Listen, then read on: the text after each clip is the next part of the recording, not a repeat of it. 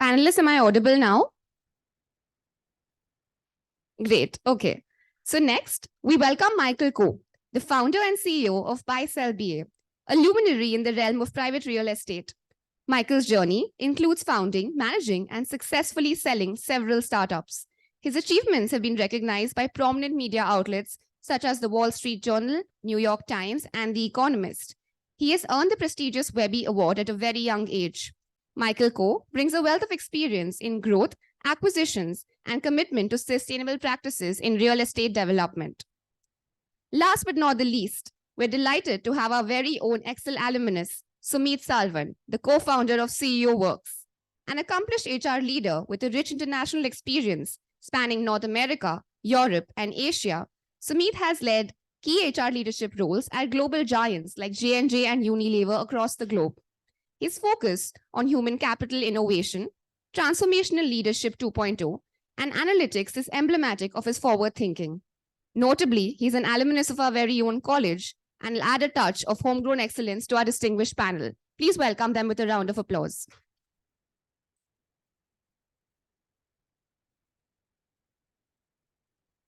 I'll now hand over the mic to Father Kuru to start the discussion.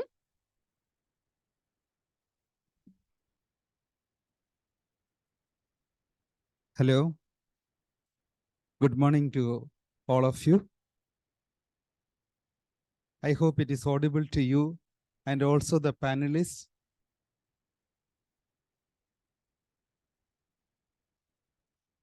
Okay. So just to start off, hello, Michael. We have two Michaels, Michael Ko, and we have Sumit. So a hearty welcome once again from my part. And I am very sure that at the moment we are waiting on looking forward to your valuable insights. As you know, the theme of this interaction is beyond boundaries, sustain, innovate, and transform. Therefore, first of all, as you would surely know, XLRI Xavier School of Management is celebrating its 75th year. And on this Platinum Jubilee occasion, we are very happy that you are with us. You are part of the history, the glorious heritage of our XLRI. The students here, we are about 115 plus, and they are eagerly waiting not only to get the insights from you, but to get into the field. From next academic year onwards, they would be in the industry working, and they will surely value the insights in terms of sustainability, innovation, and transformation. As a first step, maybe to break the ice, I would like each of you to briefly introduce yourself a little more and give some general input on this topic of the climate policy and corporate leadership, how CEOs can drive sustainability initiatives in our era of carbon pricing and green finance. First, may I request Mr. Michael Rodnick from Canada to introduce yourself, say some initial inputs, and speak for about 10 minutes. Over to you, Michael.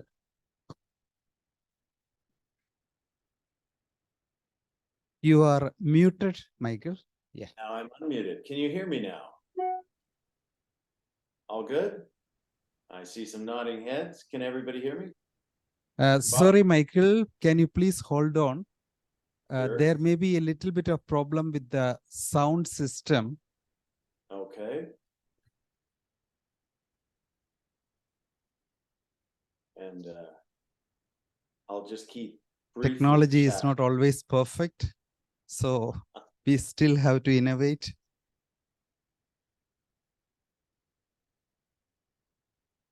All right. Let me know when you can hear me. I know my panelists can hear me. I think, Michael, can you hear me as well? Yeah, guys, you got me? Once again, Michael, we are sorry we are not able to listen to you. We can see your lip movements, but at the moment we are unable to listen to you. We will wait till our technicians work on it. Okay. I'm standing by. Mike Koch, can you just say something? We want to just check whether Yes. you are audible to us. Can you Can you hear me? I can hear Michael fine. Yeah. So We can yes. hear you. Therefore, okay. Mike Rodniuk, my request is you please wait for some time. Maybe we can ask Michael Koch to continue. That is, Sure. please share something of your own life, your own experience, and give us some general inputs. Yeah, so my name is Michael Coe. I'm American. I'm born and raised here in the United States. And I'm a serial entrepreneur. I've started several companies in many different fields in many different countries. So I've owned a healthcare company, taking care of very wealthy families and corporations. And after that, I moved to Argentina. I did a startup and I owned a property management company. I kind of was the Airbnb before it existed. I started a company called Apartments BA, and think of Airbnb. You know, I started in 2002, 6 years before Airbnb started, and we essentially were the Airbnb of our kind of era. The only difference was we only would list properties that we bought for our investors. So I was the largest buyer of residential real estate in Argentina from 2002 to about 2013. We were the largest property management company in South America. We bought about 600 properties. I developed buildings, houses, even a hotel in Buenos Aires. We were acquired by a company called Luxury Retreats out of Canada, out of Montreal. They were the largest property management company in the world. They managed Richard Branson's island.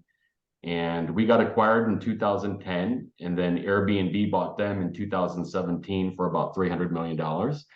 And so, yeah, I sold my company. I moved back to the United States. I did another startup. I did a real estate software company, kind of like a Zillow type company that got acquired.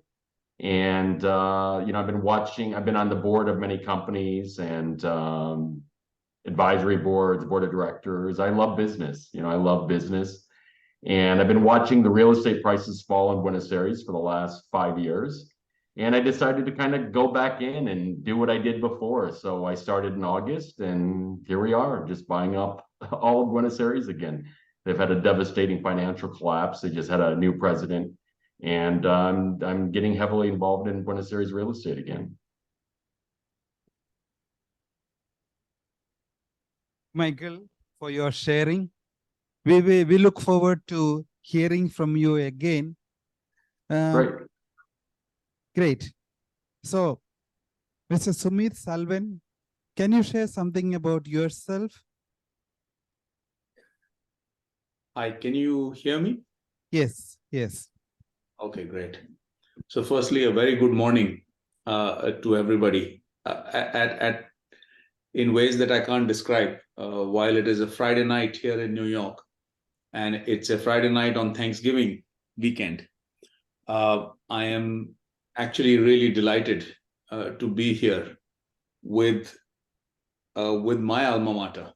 So my brief background: I started I was at XLRI from 1991 to 93.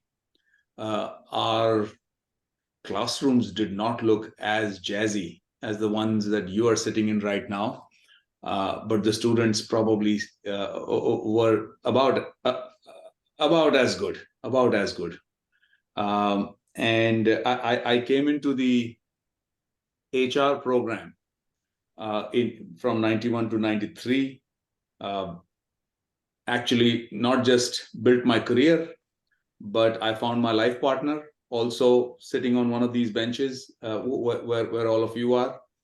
And both of us have now been married for close to 30 years. 30 years now, well, married for probably a little less, but we've been together for close to 30 years, and we now actually run our own company, a CEO Works. So, and a lot of people ask me whether, how's that going? Working with your wife. And I often remind them that, I worked with her at XLRI. We briefly crossed paths in Unilever, and we brought 2 kids together. So I think if you can do that, running a company is sort of, is a cakewalk. So I joined Unilever from campus as a summer intern, and then stayed with them for 23 years. For the first 10 years, I was in India, where I ran, a typical set of jobs. And in fact, interacted with XLRI again very intensely when from 1999 to 2001, 2002, I was the head of recruitment for Unilever. So I used to come here 3 times, which was fun, taking that train from Calcutta to Jamshedpur. And it used to feel like a reunion every time, because everyone in HR in any company in the world, well, in India, was on that train trying to come and hire all of you from the very seats that you're all sitting in. So I remember that very, very well. And it was one of the most fun jobs I did in my career. I moved in 2003 to Rotterdam as the chief of staff of my now partner, Sandy Ogg, who was then the chief HR officer of Unilever. And we went there. I went there for an 18-month, how should I say, corporate immersion before I could come back to India and do a real job and head HR there, etc. Well, as plans go, that was 20 years ago, and I still haven't managed to come back. Unilever went through a really tectonic sort of a shift at that point, where it gave its first profit warning in its 125-year history at that point.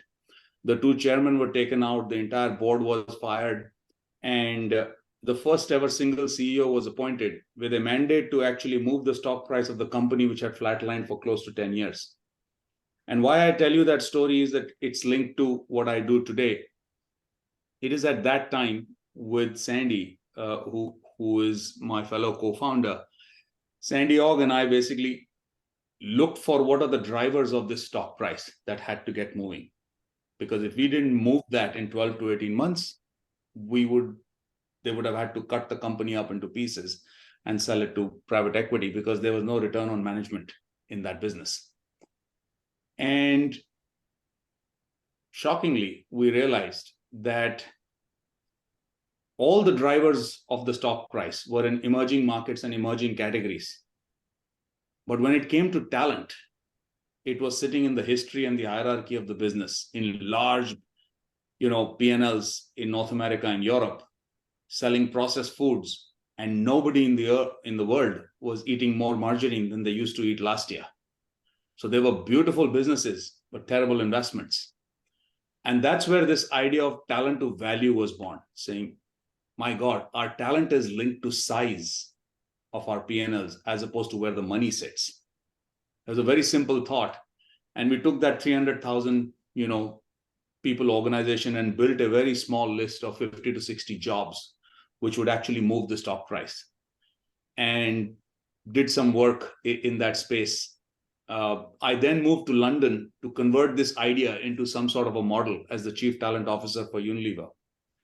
And having done that for 2-3 years, I was then sent over to Singapore to say, nice model, great design, but let's go and do it where the money sits, which was Asia Pacific.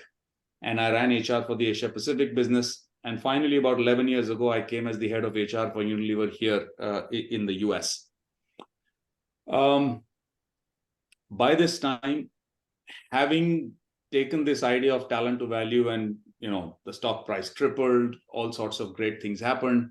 Sandy then went to Blackstone to go from one large transformation to 100 small transformations. And we chiseled this thought of, and I went off to J&J as the head of HR of the global consumer business.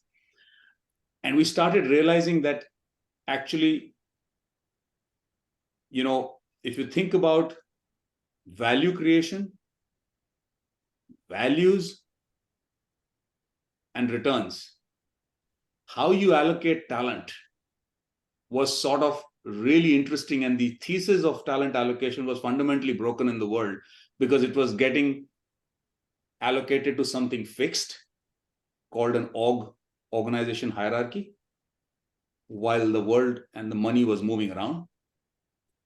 And it was allocated in a way that the more senior you got in the hierarchy, the more valuable you were. And that's just not true when it comes to actually delivering the goods. We've essentially taken that idea of talent to value and converted it into a model and a process, and then built a business around that. In its first avatar, we had a partnership with McKinsey because I thought I was a practitioner. I never thought of myself as a advisor who could go and sell projects and stuff like that. And I said, we will build and design this IP while our friends in McKinsey will go and sell it and build a great business. And long story short, 3 years into that relationship, we felt we could do this ourselves and do it better. And we've now built a small business with offices, of course, here in the US, where we started, but also in Amsterdam, Dubai, Singapore, and very soon in India, where we've also just recently planted the flag. I am very proud of the work we are doing here because I remember when I came to XLRI, in my first year, I absolutely hated my program because I felt everything I was studying was administrative and process related and all, and I just didn't see myself as that person. And I think thanks to a little bit of patience, a little bit of being, hit on my head by my professors, and a brilliant experience at Unilever, I sort of have slowly started understanding that what human capital and leadership can do to actually impact value creation, and not as an art form, not as something, which shamans and, gurus do, but with an analytical energy, with a science behind it, has sort of been the most fun discovery of my life. And we've now built a business on that idea, which I hope can actually change things around the world. So that's sort of my journey for the last 30 years. Once again, really, really excited and energized to be here. Part of having a ding at the universe has got to be to actually talk to incredible folks like you who are going out into the corporate world and giving them models that they can hold in their head on how do you do capital allocation and talent allocation. I genuinely believe the world of capital allocation has become super sophisticated. I don't know if many of you know, but Christopher Columbus had a CFO on his ship, when he came looking for America. He didn't have a head of HR. So that's a 500-year-old profession, which has actually gone from being a bean counting accounting profession into a sophisticated capital allocation suite of tools. And I think me and my little, team here, and hopefully, all of you and my alma mater, I'd like us to be dedicated to building the same sophistication and analytical rigor on the talent allocation task, which is the other thing that CEOs do. And coming to the subject that we have today, the role of CEOs in driving sustainability, same logic. All CEOs do are two things. They allocate capital and they allocate talent. We have to take those two things, talent and value, and connect them to each other in a way that whether you want to drive economic value creation, sustainability, or any form of value. The World Bank is not looking at making money. They want to make better loans, which will change the world. The NHS is not looking at making money in the UK. They want to deliver better patient outcomes for a country. Define value in any which way. It requires allocation of talent and allocation of capital. So I think, putting these two things together, and not as an artist, but as a scientist, is sort of what I think we need to do going forward. So I'd love to have that conversation with all of you today on how do you pull these two levers to drive sustainability, innovation, and transformation. Thank you. Thank you, Mr. Sumit. I wish you went first. I would have. Wow, that was amazing. Mine was so short. Maybe I should get back more time after that. That was great. Next time. Okay, then. Thank you, Michael Rodnick. I'm sorry for the delay. Now over to you, Michael. Thank you, Father. Can you hear me okay? Yes. Very good. Thank you, Father. And thank you all for inviting me to be with you today. It's humbling, actually, to be in this organization and being able to speak with you all, because frankly, I'm at the downhill part of my career journey. You're just beginning. And I hope that over the next few minutes and maybe hour, you can learn from some of the challenges that I faced and some of the lessons that I learned. You heard what CEOs do. I've been a CEO, oh gosh, for the better part of the last 2 decades, and I can tell you, it is, as was mentioned earlier, about allocating talent and allocating value. You're literally the custodian of the assets of a corporation. You are given by the board of directors of a corporation the authority to be able to generate a return with the assets that are placed in your care. And the assets that are placed in your care are things like capital, money. Also, things that are put in your care are tangible assets.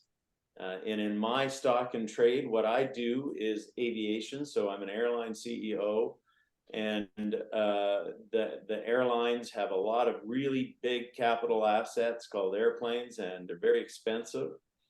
And then the most important thing, I believe, and what I've learned over my career, is that the human capital aspect is the most important piece of what you have. You can have the best planes, you can have a limitless pot of capital, but if you don't have good people, if you don't have motivated people, if you can't articulate your vision and where you're going to your team, you're not going to get there. So my journey is a little bit longer, and I won't bore you with all the details, but suffice it to say, I've been in aviation for the better part of my life, over 35 years. I started as a airplane washer. I fueled airplanes, I waxed them, washed them, I served coffee on them, I became a pilot, I flew them. And then in late 1980s, early 1990s, some of you may have read in the history books, and Father, maybe you remember this, but Saddam Hussein invaded Kuwait and set the oil fields on fire. And pilots became very inexpensive, and they were easy to get rid of because the price of oil limited the demand in air transportation in the early 90s. So I retooled, I went back to school, I got my master's in finance, and I decided that aviation management was a whole lot stabler than being a pilot, after getting laid off about 4 or 5 different times. So I got into American Airlines, and American Airlines had a great program called the Career Development Program. It was the pet program of the CEO at the time, a guy by the name of Bob Crandall. And if you were in the Career Development Program, you were given increasing amounts of responsibility for about 6 to 8 months at a time. And if you passed, you were given a more responsible position with more people, more budget, more responsibility and impact to the corporation. And if you made it through that, you got to move on to the next level. I got to a point where I was recruited by United Airlines, a competitor of American. So I decided this was a really great opportunity. So I went over to United to work on a top secret project that was eventually formed into what's now known as Star Alliance. So that program was very successful.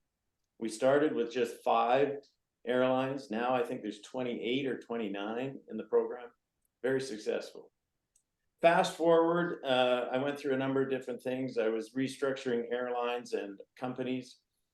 And now I head a capital company that is focused on being able to bring companies that are relatively small together and then put them all together into a corporation and float that larger corporation on the stock exchange. That then gives them the volume that they need to be able to invest in themselves. So that's how the journey I've had has transpired. I think you asked about shaping policy and climate and the role of a CEO. And I can say very simply, the speed of the leader in an organization, the CEO, will dictate the speed of the team. And what I mean by that is, if we want to exemplify what we want to see in our organization when it comes to climate, we have to exemplify that every day in everything we do.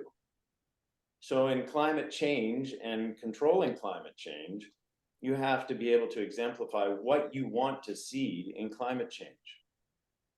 We have anybody in the audience ever see the in-flight demonstration for safety? What do they say about the oxygen mask?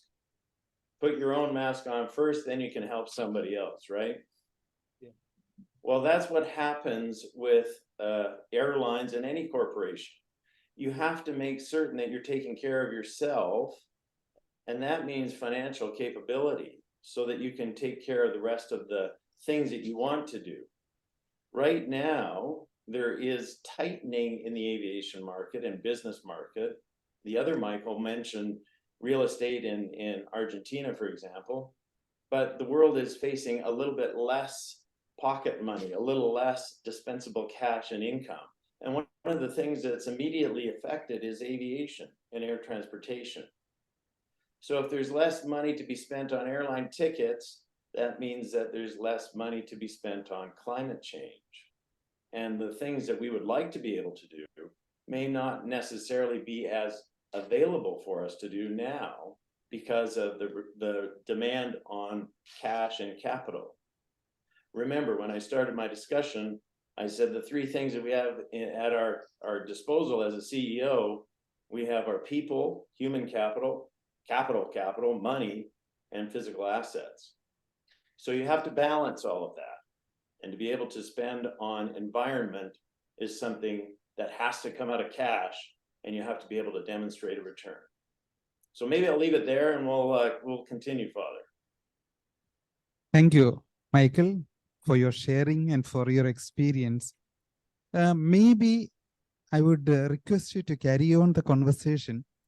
The first question to you, just to carry on, as the CEO of the Canadian Aviation Partners, how are you engaging with government officials and policymakers to advocate for effective climate policies that aligns with its sustainability goals?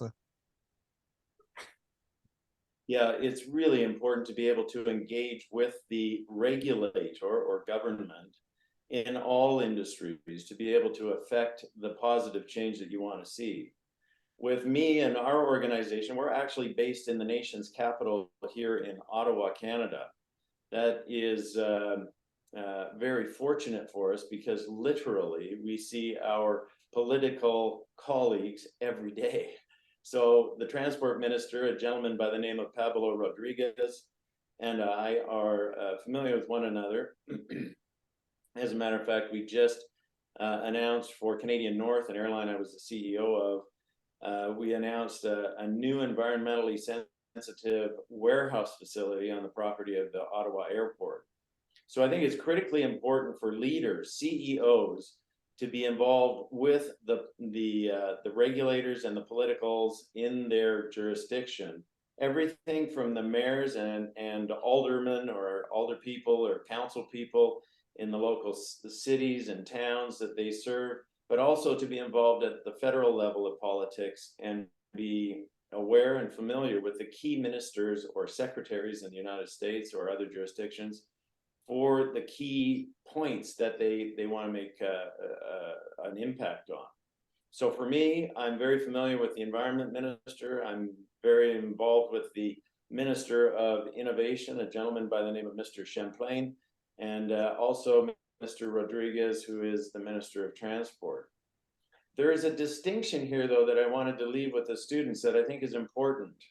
Often you will be approached by groups of people who say, well, we're stronger together as a group. Why don't you join us and pay us an annual fee to be a part of our group, and we'll advocate the government together. I've found in my career that it's much more effective to go direct to the politicians, go direct to the ministries, go direct to the deputy ministers or the secretaries or the assistant secretaries, and get their attention so you can make them aware of your unique situation.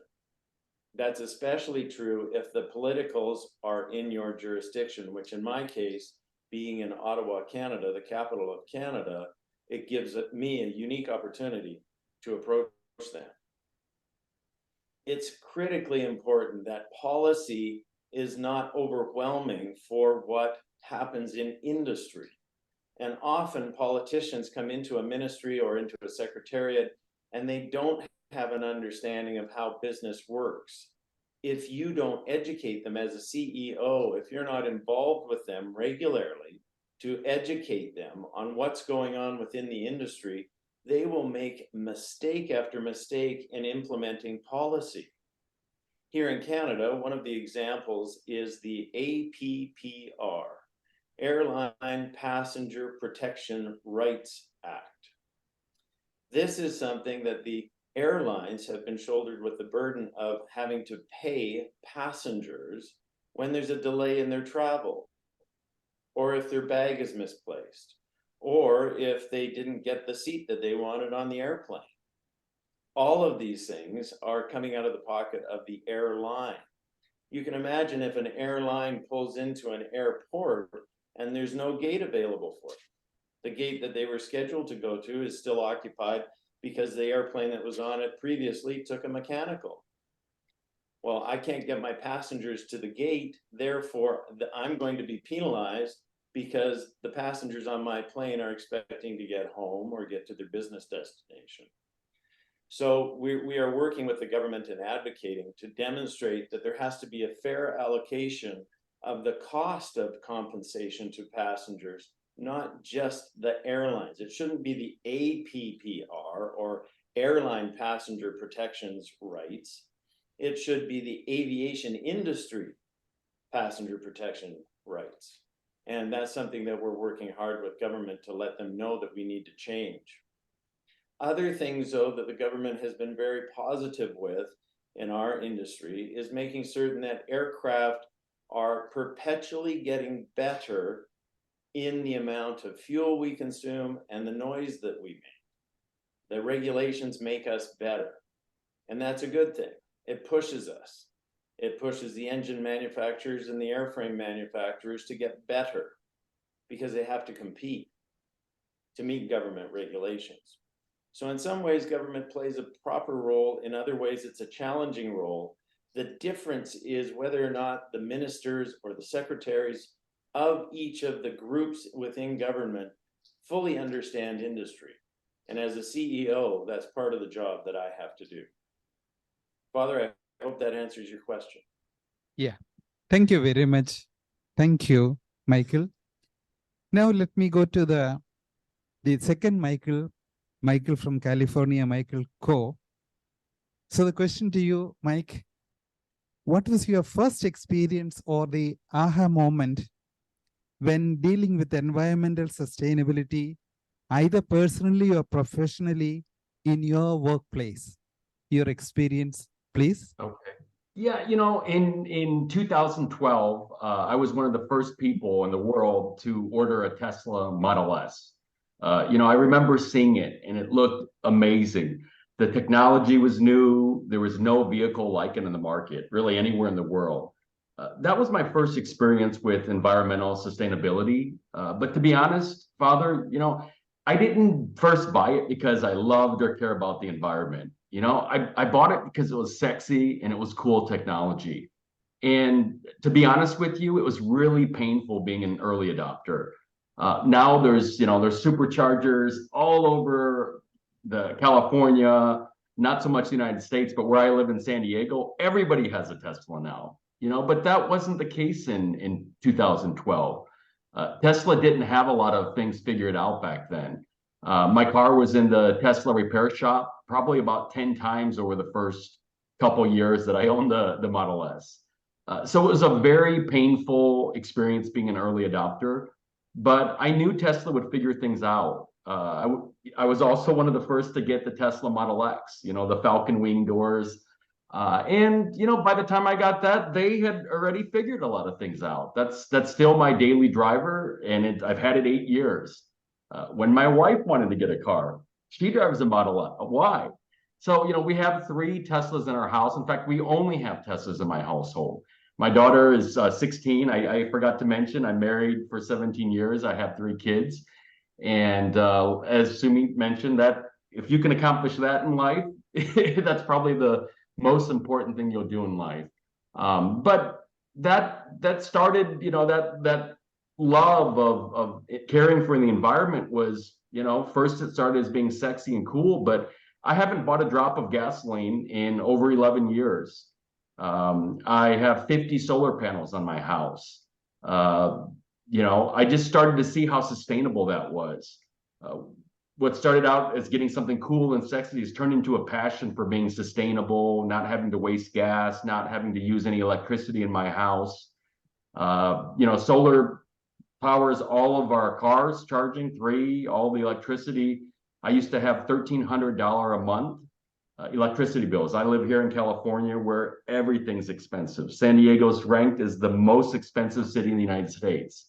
I have a big house, I have 3 kids, and I started to transfer that thinking over to my workplace.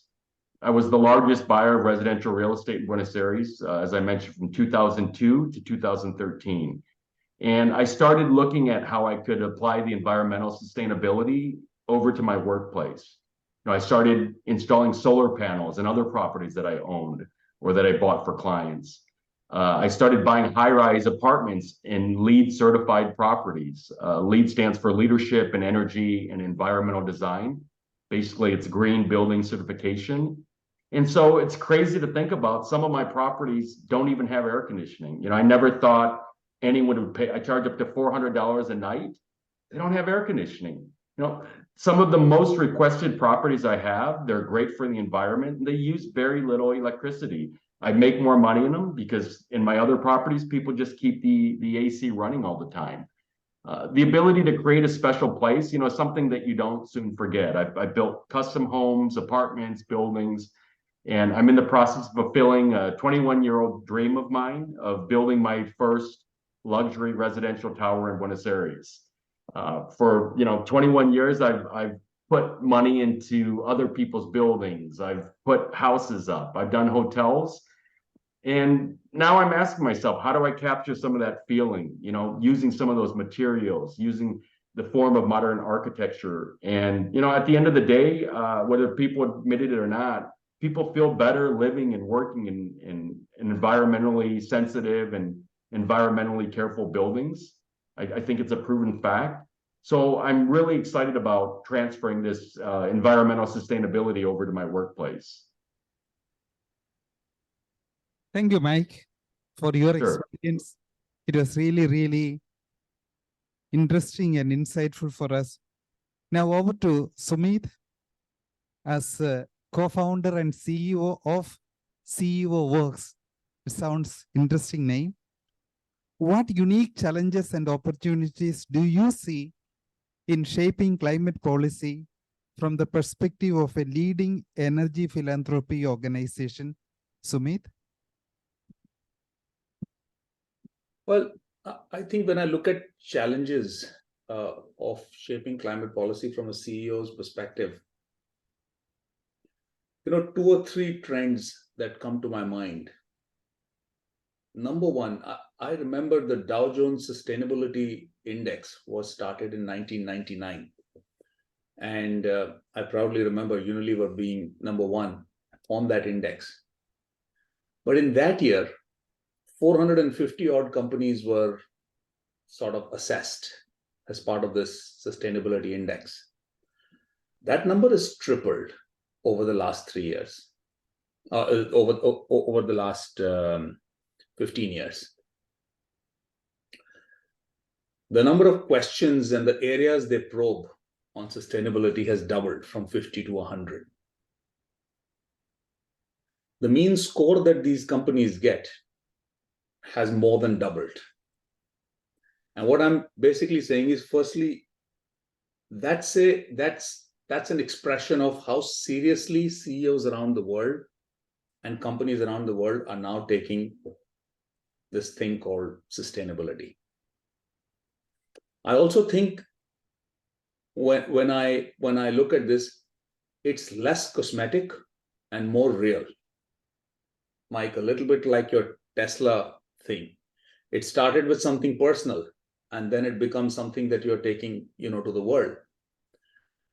Paul Polman, when he came in as the CEO of Unilever, and people often say, that he sort of took on the Captain Planet persona, and really brought Unilever to a place where they were seen as this beacon of sustainability. But what most people don't know is that for 10 years straight before that, it was the number 1 company on the Dow Jones Sustainability Index. And why I bring Paul's story here is he took a business which had sort of not grown for many, many years, had deep roots in sustainability. And he gave a vision which said, let's double the growth in this business and halve its environmental footprint. It's such a simple, engaging thought. Double the business, half the environmental footprint. And it caught, the 200,000 plus employees connected with their DNA. And I think this move of, like I said, stuff being less cosmetic and more real is a much bigger trend in corporate America, if not around the world. In fact, I was working recently with the CEO of one of the largest credit rating companies in the world. So again, think about capital allocation and money. So what's the role of a credit rating agency? It's giving a credit rating to Michael and Michael here to say that if you give these guys money, will it come back? And over the last many, many years, the only way of answering that question was to get financial data from them. And then you do some, methodologies and models and say, I look at their numbers and your money shall, come back, AAA, AA, BB, and so on and so forth. The largest credit rating companies in the world are now beginning to become integrated risk assessors, where they're saying, wait, it's not just the financial piece. What about the climate risk on this business? What about the cyber risk on this business? And what I'm basically saying is the way the financial markets are moving, the way the human aspect of leadership is moving, CEOs are being asked to play a bigger and bigger role. You get a rating from a Moody's or an S&P, that's 30 bips straight off your lending costs. Now, if part of doing that, there's 2 times, 3 times more debt in this world than there is equity. If part of doing that is to be good on ESG, the math just tells you, as a CEO, I have to take this seriously. So I think there are lots of interesting trends here, which point towards the fact that CEOs are being forced to take this seriously. And I also think it is connecting with people in their hearts and saying, look, I have to do. So again, back to the human side of it and the financial side of it are both working together in a way that CEOs are going to play a much bigger role on climate policy. They want to do that, and they're going to be forced to do that. Thank you, Sumit. Now we go back to Michael Rodinick. So Michael, coming to corporate leadership in driving sustainability initiatives. So what are the key factors such as shareholder pressure, regulatory changes, and competitive forces that have driven companies like yours to embrace sustainability initiatives and integrate environmental considerations into their business strategies? Michael?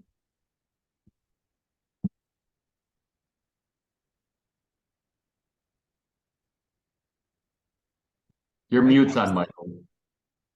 You're muted. Yes. Gosh, there I am. That's a rookie move.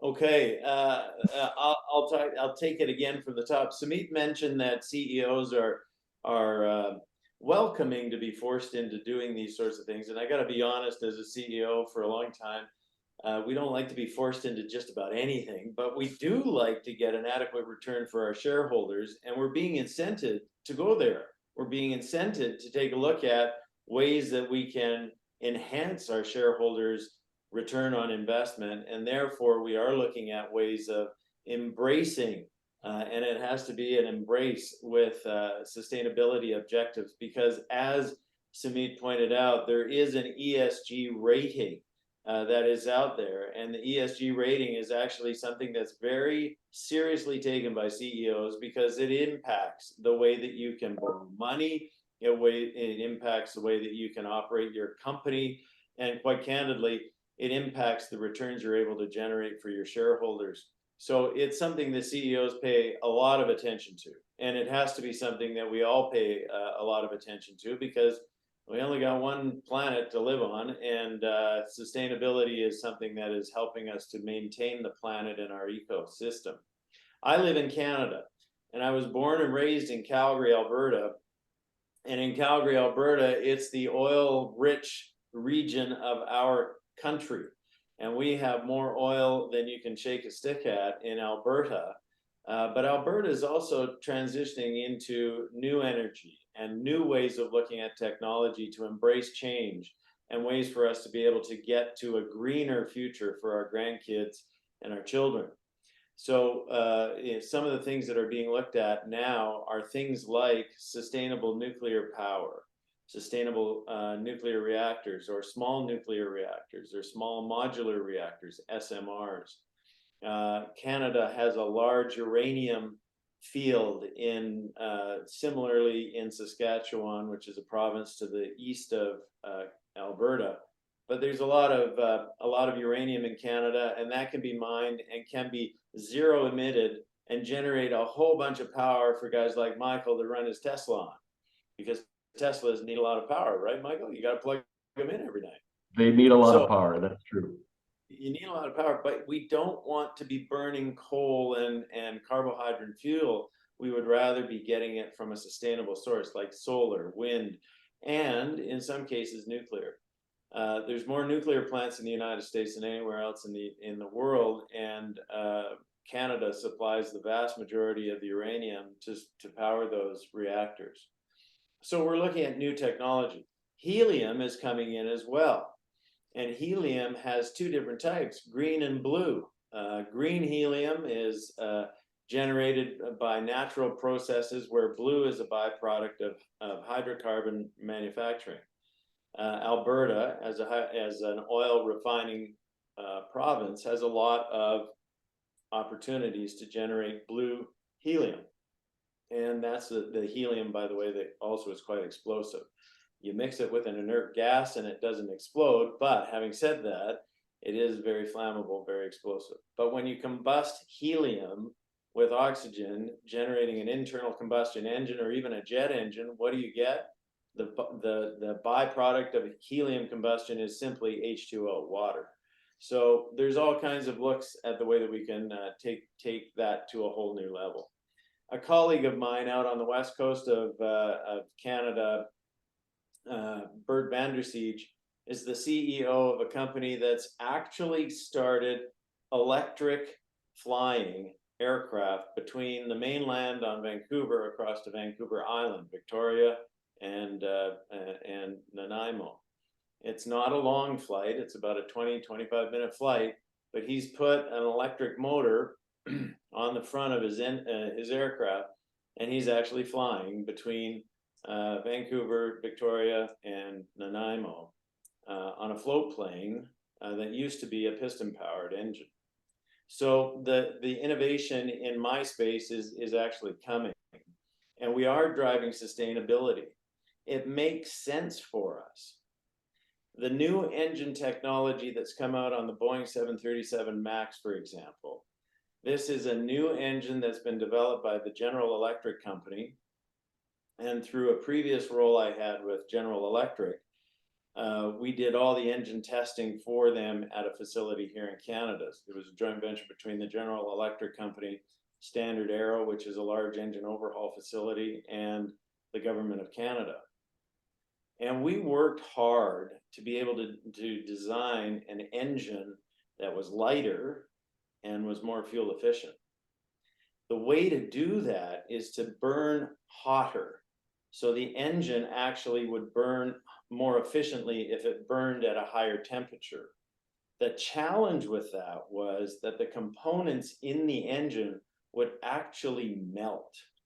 They burn so hot that the engine components, bearings, blades, vanes, compressor discs would melt from the extreme heat. GE came up with a great idea. What if we put, very much like your mouse, what if we put a porcelain coating on the bearings and the components that would be susceptible to melting? Could we burn hotter and more efficient, burn more of the fuel?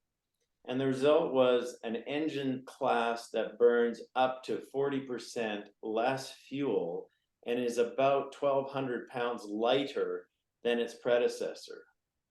The General Electric engine that's called the LEAP engine, the LEAP 1A, is about 1,200 pounds lighter than the CFM 56-7, which was on the previous 737 NG family. So the 737 NG was the 6, 7, 8, 900 series aircraft. Now the MAX 8, MAX 9, and MAX 10, and there will be a MAX 7, all have the new LEAP engine on it. 40% less fuel burn. That's incredible. For aviation, that's huge. As a CEO of an airline, I can tell you our top 2 expenses are, not necessarily in this order, but it's fuel and people. And sometimes it's one and sometimes it's the other, but it's almost always those 2 are your top 2 expenses. And if we can find a way to burn less fuel, that's better for the environment. If we burn less fuel, that's better for our pocketbooks and our shareholders. And I can employ more people and I can fly farther distances. So engine technology is something that's really come a long way. Aerodynamics and aerospace engineers, some of the best, I have to say, have come out of India, are now actually making huge strides on getting aircraft wings more efficient, reducing drag, increasing lift, giving the capability of an aircraft to move swifter through the air or with less drag than they did just 5 or 10 years ago. So the technology is developing and it's ensuing, and the stakeholders that are in the distribution chain, the aircraft manufacturers, the engine manufacturers, are all seeing the ability to attract airline CEOs like me. If you can say, I'm going to take your largest expense and cut it by 40%, I'm all in, all in. And oh, by the way, it's going to help me on my ESG score. So I'm even happier because I'm burning less fuel. I can tell you from when I started my career in the 1980s till now, the noise coefficient has dropped significantly. And that used to be the big thing that was the attraction around aviation. It was too noisy. We had basically straight pipes with jets that pushed air through at a rapid pace. Then we realized that if we put a big fan around it, the high bypass fan, that generates actually more thrust than the jet engine that's at the center core of an engine. And that big bypass fan not only cut down the noise profile of the aircraft, but surprisingly, it enhanced fuel burn a lot. So now you'll see aircraft, and when you take a look at the next airplane you go out and look at the circumference of the engine, it's almost the same as the circumference of the fuselage. That's how big the fans have gotten on aircraft. So driving sustainability through the distribution chain, those people that are making the aircraft are helping airlines become more efficient, more sustainable, more green in our industry. Aviation as a whole accounts for about 2% of global emissions. Doesn't sound like a lot, but it is. And the thing that was causing consternation with a lot of folks was the fact that aviation was burning hydrocarbons in the troposphere and near the stratosphere, higher than anything else. So emissions were coming out at 3, 4, 5 miles above the Earth, depending on how high we were flying.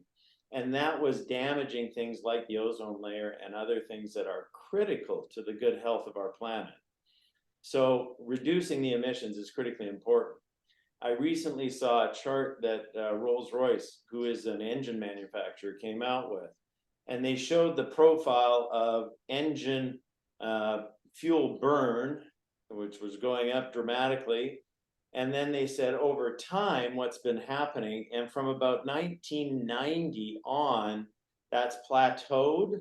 And even though demand for air traffic has gone up, the fuel burn is actually descending now. We're actually burning less fuel now than 1990, flying a whole bunch more, which is really an interesting statistic and a pat on the back, I think, for our industry in aviation. A lot of it has to do with the regulatory changes that came into place as a result of governments and the regulators getting hard on noise emissions initially. That transitioned into fuel savings as well. So lower fuel burn and less noise. Finally, competitive forces. I have to tell you that if my competitor gets a new airplane and he's burning 40% less fuel than I am, I want to get that same airplane that the competitor has, because it's a competitive advantage. Usually, and it's like cars, if you buy a used car, you can get it cheaper than you can get a new one. But having said that, the operating costs are greater. Usually old cars need more maintenance, just like airplanes. The older the airplane, the more maintenance it requires, and therefore you have to pay more in one way or another, either on direct operating costs or in the acquisition cost of the asset.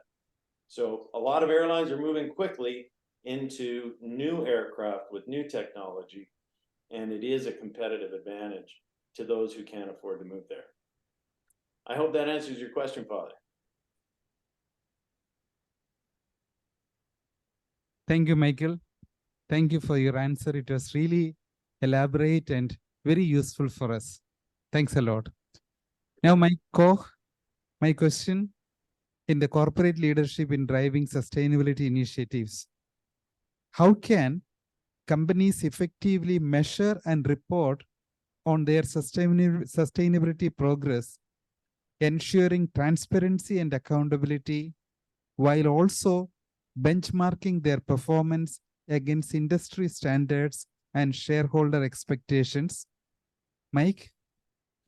You know, when speaking about sustainability initiatives, I think as a CEO, I think there's three basic aspects of sustainability, and that's environmental sustainability, it's social sustainability, and it's economic sustainability.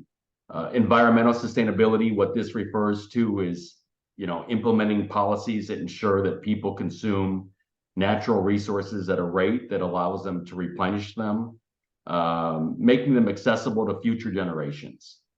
The social sustainability, this involves ensuring basic human rights and helping people gain access to the resources that allow them and their families to live a healthy and secure life. And then I think finally, economic sustainability, this refers to the practice of helping communities all over the world achieve economic independence and have accesses to the resources they require. My favorite of those three is social sustainability. I've started many companies in many different fields in many different countries. And one thing that I do at all my companies is I pay for complete medical insurance coverage for those employees and every family member with a top medical care provider. I formerly owned a healthcare company, and it was always really important to me that you take good care of your employees, their families, in the event they get sick. I think you asked, how do I measure sustainability progress? That's easy. I look at employee turnover. Do they stay with me for many years, or do I have a constant revolving door of employees coming and going? In all of the companies that I've started, no matter which countries they're in, no matter which industries they're in, I've had almost no employee turnover. They've started with me, they stay with me until we get acquired. My job is kind of an entrepreneur. I think of an idea, concept, I validate it, I scale it, and then I sell it, right? That's for most business owners, whether they want to admit it or not, it's about money, right? We want to get acquired. And that's what I do. I start companies, I get acquired. My employees stay with me, and that's been a winning formula over and over, no matter which country. One thing I also want to emphasize to you all that are studying, that are going to be, either starting your own companies or working for someone else, you don't have to be an expert in your field. And what I mean by that is sometimes it takes a good idea. When I started a healthcare company, I didn't have any knowledge of healthcare. You know, I've been a marketing and kind of an operator.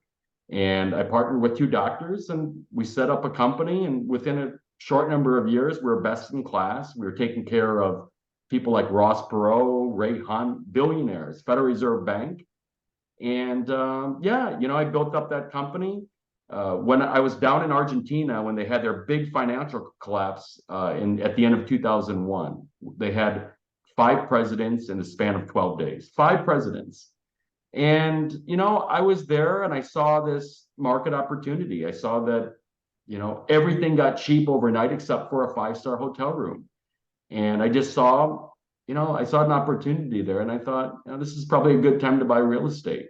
And so I started a company. Everybody said I was completely crazy, you know, my lawyer, accountant, friends, everybody.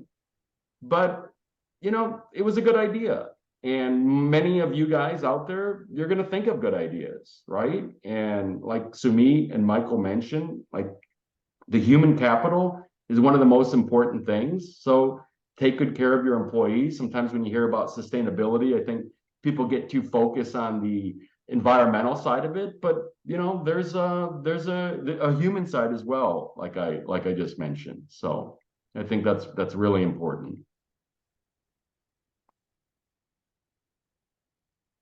Thank you, Michael, for your very enriching answer. And now we go to you, Sumit. Sumit, you have been a CHRO for global firms like J&J, and today you work with CEOs of Fortune 10 companies globally, as well as major capital deployment in the PE world. How do you see corporate leadership and sustainability, and how do they play out differently in PE-backed companies versus the other corporates?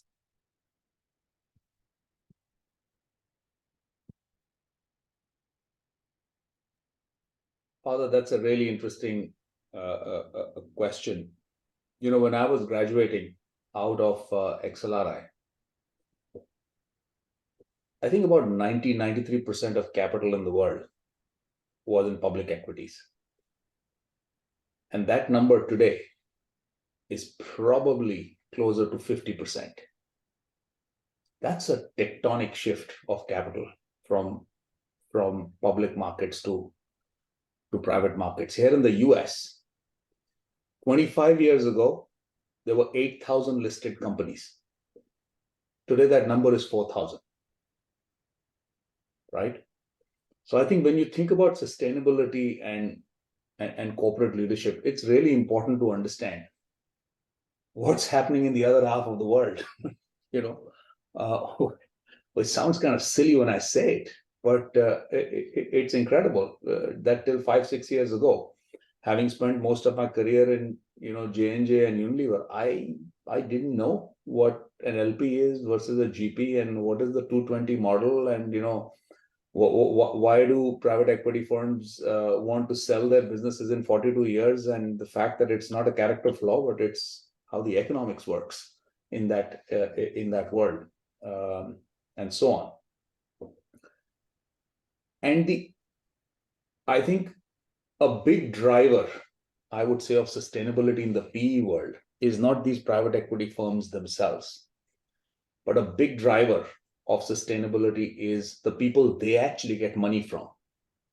So sovereign wealth funds, pension funds. So if you think about, you know, this big private equity industry, 10x that when you think about pension funds and when you think about these sovereign wealth funds and so on, because they won't do more than a, you know, small allocation into private equity. Now, if these becomes if these are the biggest sources of funds for the private equity industry, what are these major capital deployers asking of the PE industry? They are beginning to ask some very specific ESG oriented tangible metrics and saying, if you're not delivering on that, you're not getting my money. It's just really, again, simple, which is private equity firms grow by essentially raising a fund every 3 to 4 years, deploying half of it, within the first 3 years, and then and they buy a set of companies in 4 years, which they have to sell, and they hope in a 10-year cycle they've turned this thing around twice, and blah blah. But where does the glacier from which all this river flows? They have to raise money. So the capital deployers are saying, you ain't getting any money if you don't make progress on ESG. And there you have it. And suddenly I am noticing that, there are 6,000-ish mid-market PE firms. So forget the Blackstones, Apollos, and, Carlyles of this world. Mid-market PE funds, meaning 5 to 20-ish billion of assets under management. And, really small portfolio companies all around the world, which were undermanaged or underperforming, were part of a leverage buyout and, just, strip it and flip it kind of a world. They're all suddenly talking about ESG. Because guess what? One, I won't get money if I don't show progress in my portfolio companies on ESG. And secondly, I won't even be able to sell this. So that's the second economic sort of driver, right? I have to add value into a company and I have to sell it for more. Otherwise, I don't make profits. I don't get a carry. So I know I am coming at this, very noble thought of sustainability and innovation, maybe too much from a financial aspect, but I just want to, this stylistically, I'm trying to drill that point home today to my, fellow students here, that you have to follow the money a little bit. So the private equity world is currently, I would say, is having a, fantastic rise of consciousness on ESG. I don't think they are becoming better leaders and so on and so forth. It's just that you heard the old Jerry Maguire, phrase, right? Show me the money. And the reality is that there's a lovely check and balance, which comes from the capital deployers. And I think that is something that will get bigger and bigger. BlackRock, for example, one of the largest private asset management platforms in the world, essentially has kind of mandated women on their boards all over the world, wouldn't invest in companies if they are not meeting a certain ESG. When a capital deployer like BlackRock kind of comes to this party, things shift in a big way. So I am very optimistic, maybe foolishly so, but I am very optimistic that that the private equity world, which was somehow flying under the radar, didn't have the scrutiny that, Michael has to go through in Canada Aviation Partners from regulators on what are you doing on. They are now very keen and making lots of progress on ESG because it's an existential thing for them. So that's an important trend also, I think, for all of you to sort of be aware of. Thank you, Michael. Thank you, Sumit. Thanks to both the Michaels. And I'm sure our students, very, very vibrant, very enthusiastic. You will have so many questions. So your turn now. If you have any inputs or any questions or clarifications.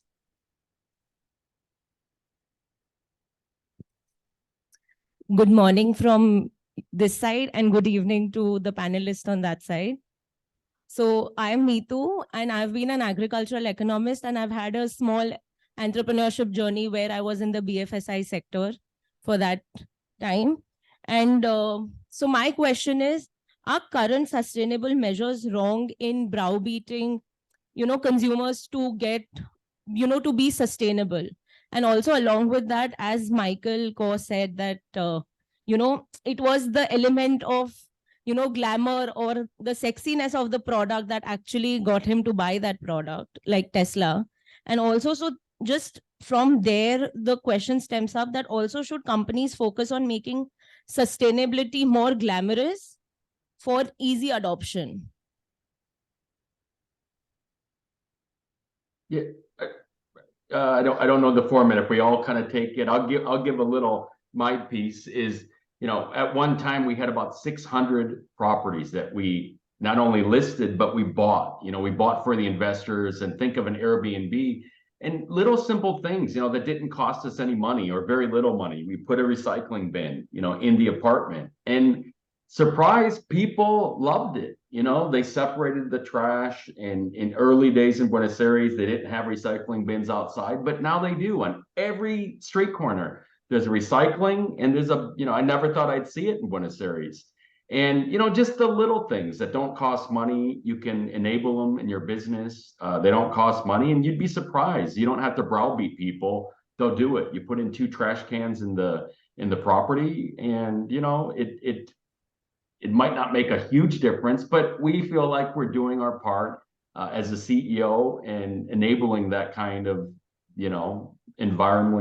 environmentally friendly things in the business. I think, Sumit, you really harp on the financial side, and we it doesn't cost us much business, and we all feel good, and I think every business owner, every CEO can implement something in their business like that.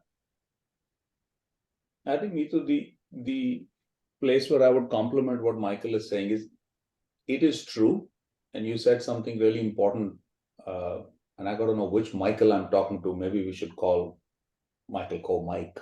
Yeah, Mike, you can call me Mike. Or Michael, or something like that, right? Sure. But Mike, you said something really important, that, it doesn't cost me more. So I think, Neetu, your question is around, will consumers adopt sustainable innovation if it costs them more? Would people be willing to pay a better price or a bigger price for a ticket on Michael's planes if they cost more, because he said, what, I've got engines which are 40% more sustainable, so I'm saving the planet. Would you like to pay some more money? And I do think consumers haven't gotten there.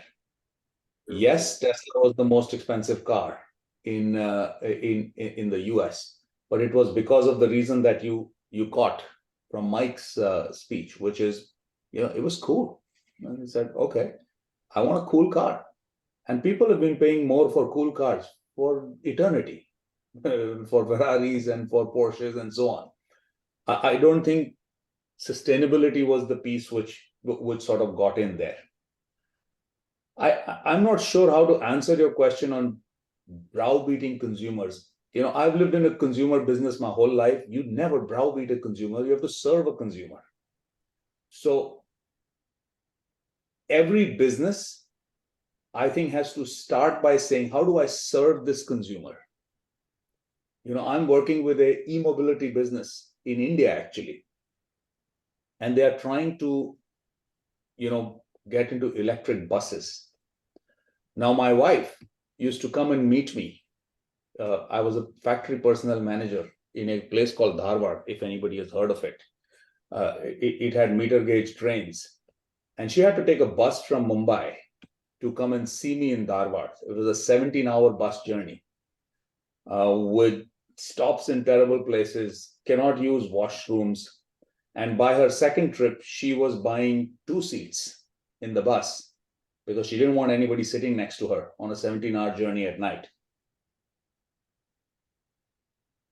The reason why consumers will get into the new electric bus is not because it's electric, but because it will be a premium, more safe experience for a woman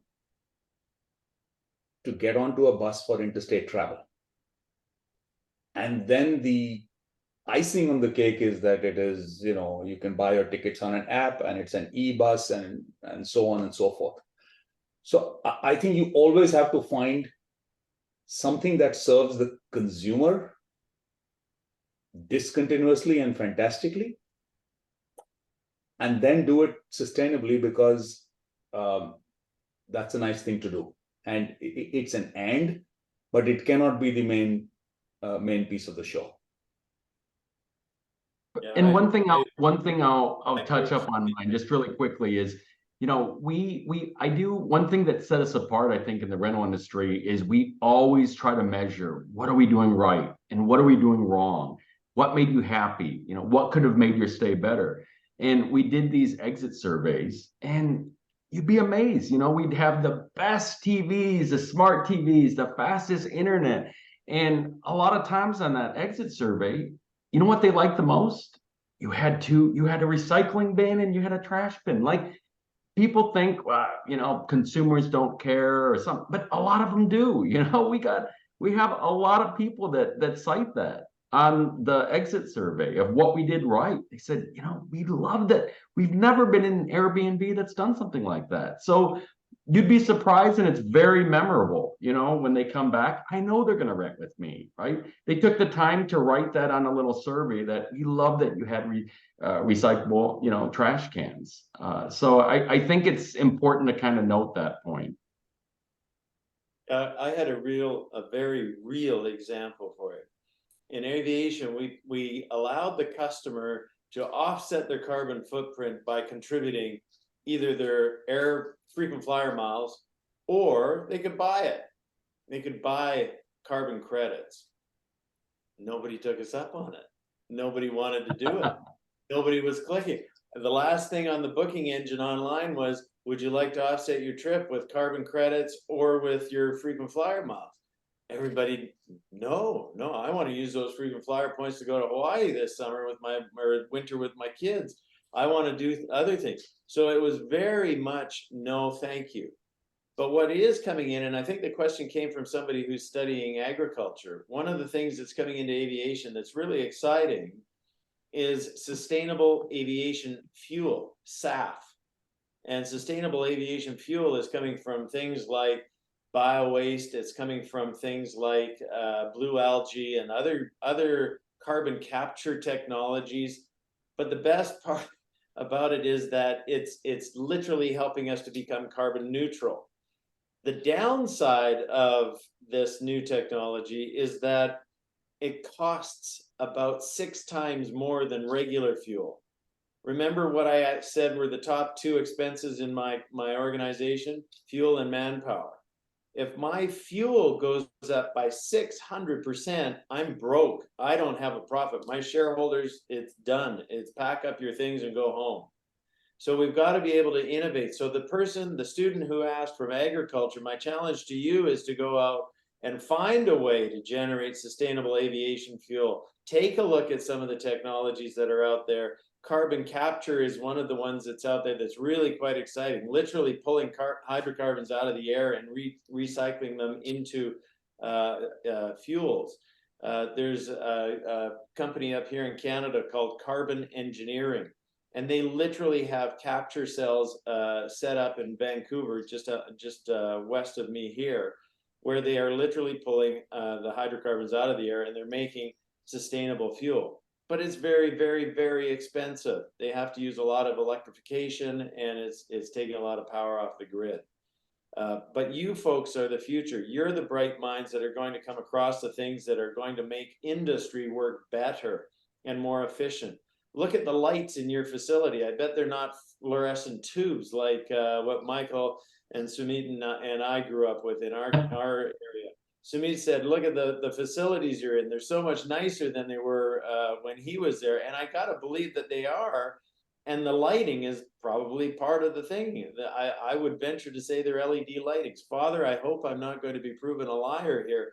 But those are the types of things that will put you forward. And customers don't even have to notice it. But if they notice a change in the service, and Sumit said it best, every business is in the business of serving its customers, not of beating them over the head and saying, you must take this 3-wheeled vehicle instead of a 4-wheeled vehicle because it's more carbon efficient, or whatever the example could be. we have to serve our customers, not browbeat them. And you won't have a successful business if you're browbeating your customers. And you made a good point, Michael, about about technology. There's so much technology out there right now. We have Nest thermostat controls. I don't know in India if you guys use these. I imagine probably something similar. But when we rent our properties, we can see if someone has the AC on 65 degrees Fahrenheit. So we can do simple things like send them a little WhatsApp. Hey, we don't know if this or that, but there's so much technology now that you can utilize to kind of help people be more green, environmentally conscious. So I think you can't discount the technology side.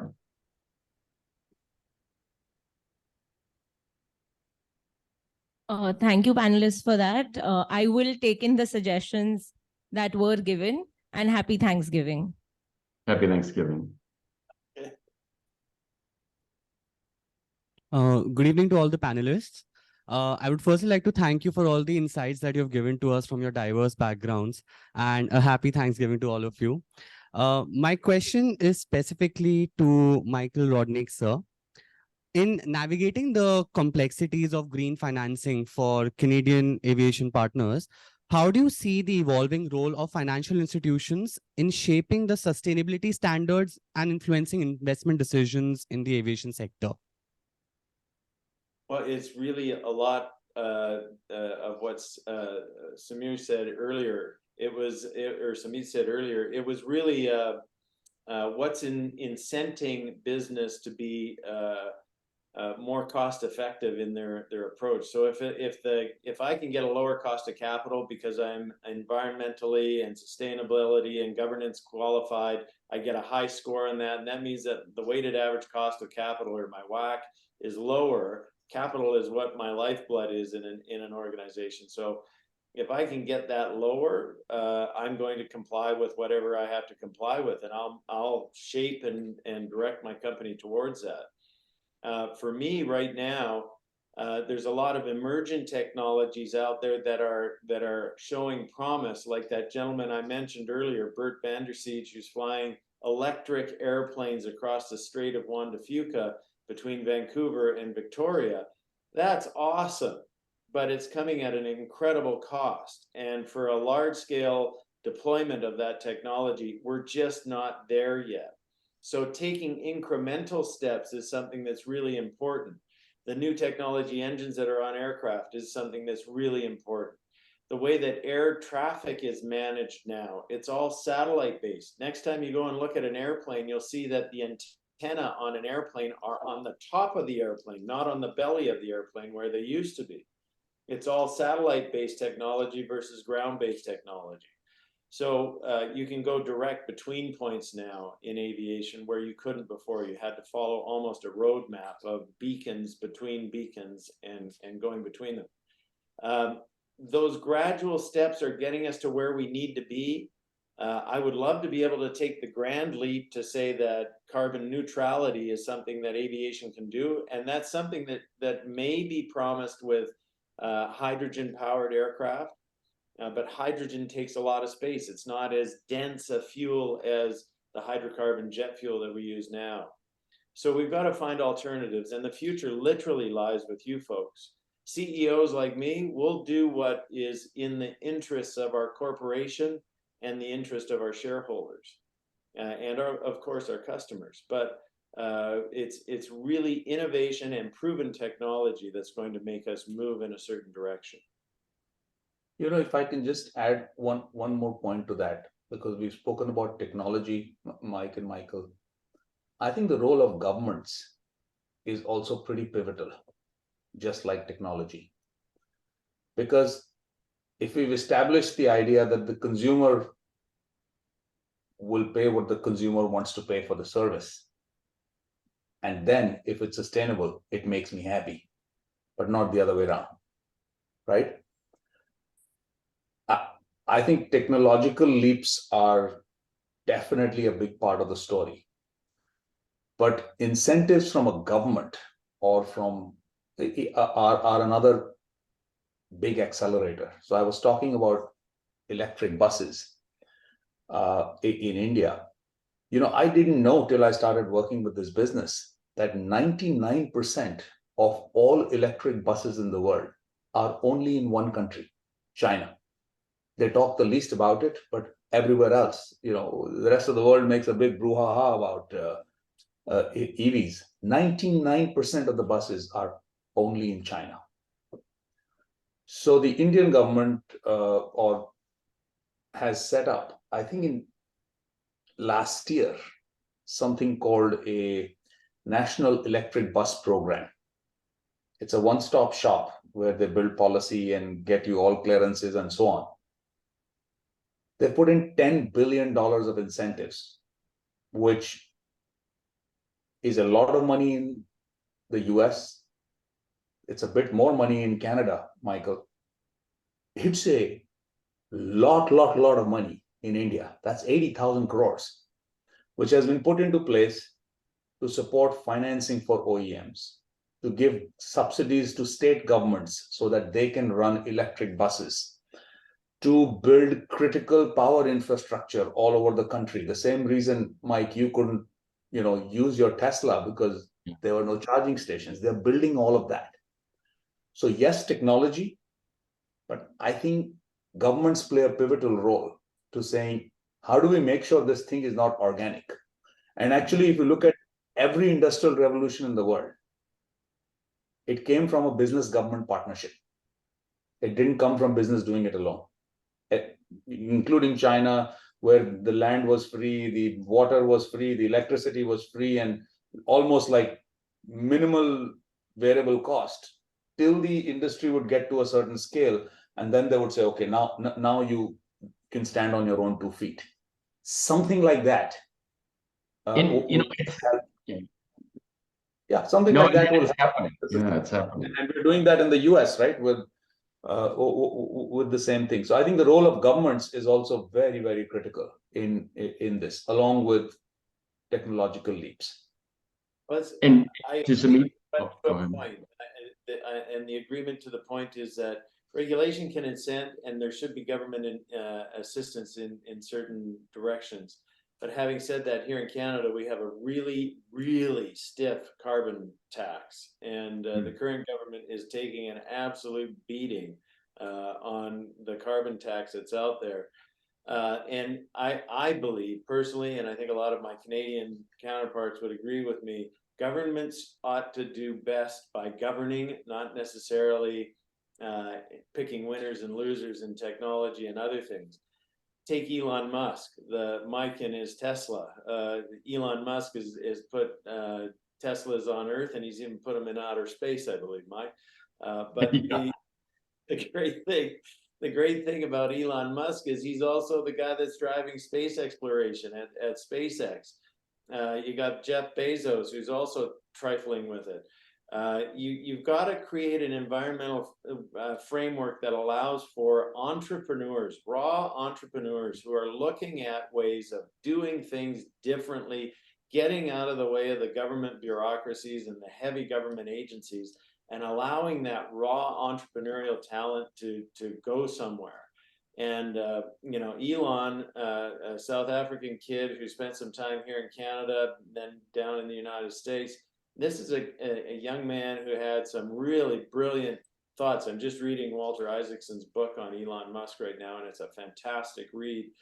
But to all the students in the room, think different. Don't think like governments think. Think different. Think, how can I do this differently and better? Not browbeating customers, rather making it better. Giving somebody they don't even know they need. That was Steve Jobs' big line, was people didn't even know they needed an iPod or an iPhone until Steve Jobs came along and invented it. Those are the types of things that are going to be innovative, and those leaps forward that Sumit talked about, that's where the leap comes from. Plotters who are going forward in baby steps, that's good, but the quantum shift, I think Mike mentioned seismic shifts and things, those are from people who think different. Don't think the same way, master something. If you can master the complex regulatory framework of the way that governments are managing green initiatives. That's something that's a capital asset that you can have. Do things that really make a difference in the world, and the world's your oyster, is my opinion. And just to get really briefly Sumit's point about the governmental, cooperation, that's a great example. Me with my Tesla, when the Model S came out, it was some people for the environment, but it was very expensive. I think for my first car, and this is inflation adjusted dollars, and I probably spent like $150,000, $160,000 on a car. But the government started giving tax credits, right? At a federal level, $7,500. At a California level, $2,500 for solar panels. You get a tax credit. And Tesla battery walls, like now they're 25,000. At one time when I could have got one, it was $2,500. The state was subsidizing people to be green, and I think that was a good thing. I don't know if we would be at the stage we are with EV technology if Tesla wasn't selling their carbon credits to other manufacturers, and this government cooperation. So I think that's a great point to me. I really do. Mike, remember when General Motors had the electric car in the 1980s, yes. And Honda came in with the electric car, and what happened? Government got involved, and they started picking winners and losers, and literally rounded up all the electric cars and scrapped them because they were too good. I agree. And, people don't realize Elon Musk is not the original founder of Tesla. I've met the guy that started Tesla. It was a guy, and there was, a Roadster before. There was a convertible, and Elon was the first big money in. And Elon kind of wrote that guy out of history. But, Elon's kind of larger than life. I've met Elon, and I'm a verified Twitter organization. So I donate $1,000 a month to my friend Elon. And, it takes larger than life guys like Elon and Steve Jobs and some of these other people. And Michael, you made a great point. Like, don't be scared, right? You can I'm proof of it. I didn't have any real estate experience in a short amount of time, like 3-4 years after the concept of it. We're the largest property management company in South America. And I started franchising to Rio and Lima and Bariloche, and anything is possible, right? Anything's possible with a good idea and hard work. You guys can forget about the money, right? Like, you can make a lot of money, but you can really kind of change the world. You can truly change the world with and at the same time, help the world out, right? I think there's a lot of good points here by the panel. A lot of good points.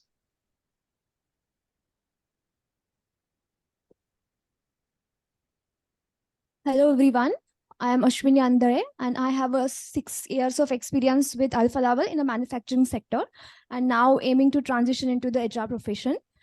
First of all, thank you so much for making this panel discussion so interesting by not sharing your professional experiences, but being candid about your personal stories, be it a Tesla or having a wife as a business partner. My question is specifically to Sumit sir, and both Michaels can also add to it. So as you mentioned, CEOs are compelled to adopt a sustainable approach. As an HR professional, or how are companies taking this into consideration during talent planning or allocation to instill a culture of sustainability in employees within the organization, or to fill the gap of that sustainability approach? Thank you. Great question. Let me tell you a quick story. Okay, I was working with the context. This process called talent to value essentially takes business strategies, or call it pools of money, value hotspots we call them, and we deconstruct it into the work that will deliver this money, and we look at the roles which are closest to that work. So we build that list of critical roles which will bend the value curve for you. Basic thesis. So we've now done this work for a consumer products company, which was maybe about 25 billion, UK headquartered, fantastic business. And the CEO had just gone and done a big press announcement. They had committed $1 billion with a 50% sustainable footprint reduction and so on and so forth. Massive drum roll and real money and public commitments with a FTSE 50 organization. And we've now taken his value agenda, brought it into a list of 50 roles. And in each of these jobs, we do an exercise called jobs to be done. That what are the 3 to 5 things that will actually deliver the money in this role? So I've now got close to 200 jobs to be done. 3 to 4 for each of these 50 roles. And only 4 of these 200 jobs to be done had any mention of the word sustainability in it. I literally thought the CEO will fall off his chair because he had spent like 3 months talking about sustainability, going to the press, town halls, this and that and the other. And actually, when it gets down to the goals that people are, and by the way, all those 4 jobs were in supply chain. So nobody in brand development, nobody in R&D and all had even begun to think about, my job is, how am I going to change these products and make them more sustainable? How am I going to talk, how does this brand get, purpose-driven marketing and so on? Nothing. So I think one really important part of what you are saying is, from a human capital perspective, I think we spend too much of the time that we want to spend on it, on vision and inspiration and posters and stuff like that. The real magic as you get into this profession is this getting translated into the work that people need to do? And can you count it? And if you can't, we're just talking to ourselves or to the press. So that's a very specific thing you can do. Now, if you're working in a company, with 50,000 employees, are you going to go around rummaging in their objectives and seeing whether we have landed it? Too hard, But anything that you ever need to move, which is of size, you have to know where the points of leverage are. At those points of leverage, at those critical spots in the business, has the message landed? Has the work shifted? Is not a very hard thing to do at all. If I told you, go find 50 spots which will light up this company, and are people beginning to think sustainability there because you said you needed to? That is good work. And to me, that's the ultimate test of, are we talking about sustainability or is it going to move?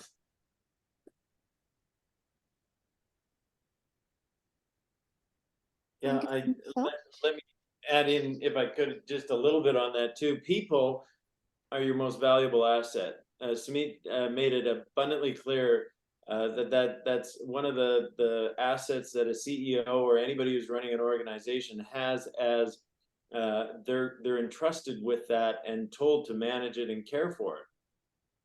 I see my first deputy, or the person who I lean on the most in the company, has moved from the guy who's the financial guy, the chief financial officer, to the person who's responsible for HR, because the HR person is out there looking for the talent that's going to be brought into the team, and to be bringing in talent that fits in our organization is critically important for our success.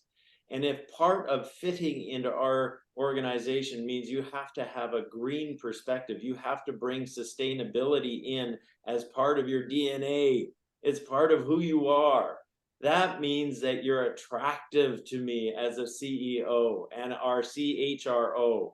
And the CHRO, routinely, I talk to my senior executives daily, but the most I speak with now is the CHRO, because I need to find talent.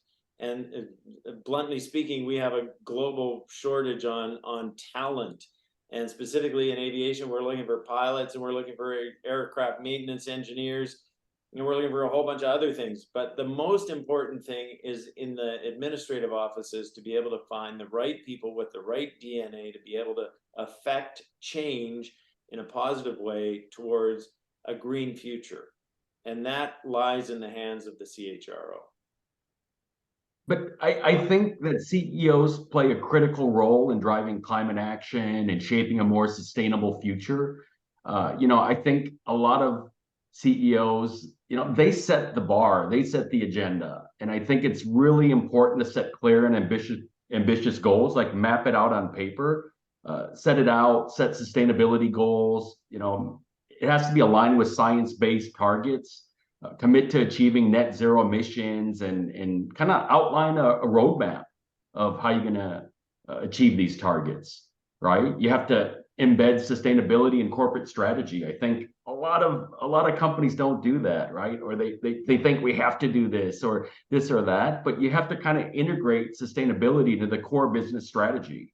And I think that, you have to ensure that sustainability considerations are factoring into the decision-making processes at all levels of the organization.